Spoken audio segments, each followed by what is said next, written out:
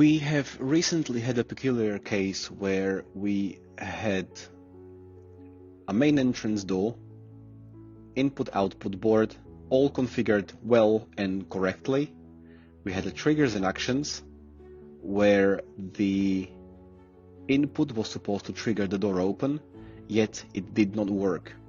So first and foremost, we have confirmed that the controller is up to date, and we run reinstate so that we ensure that the server can 100% communicate with the Paxton panel.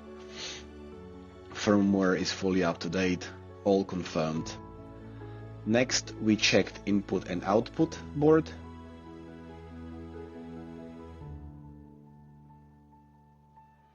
First, we checked that the door definitely communicates with the server.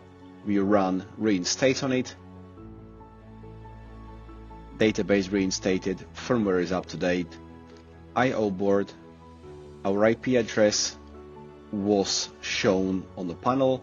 We wanted to make sure that the IP address responds.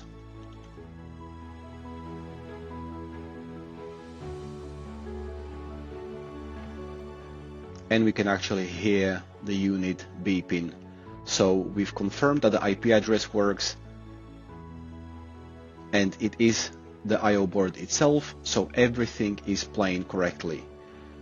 At that stage, when the triggers and actions don't work, our next point of contact was Net2 configuration utility.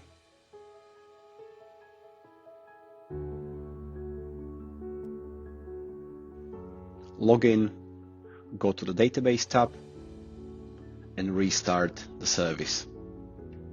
Sometimes these kind of actions is necessary to reinstate the communication between the devices, between the panels and the server, and quite often this may resolve your issues.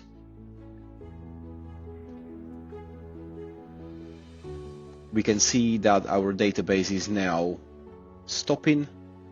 The Paxton logo is gray, not green, so we know it's offline.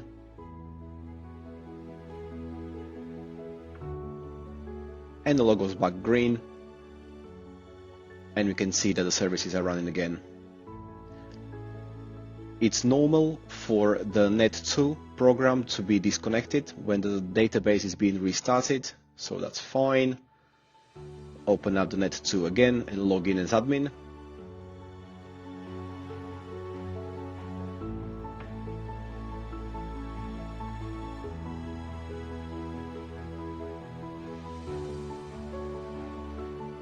Check that everything is online.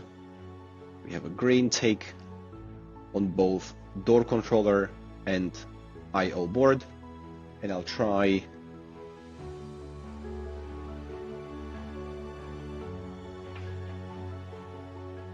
main entry input pressed, and I can see the door being released. Problem resolved. I hope this helps you a little bit.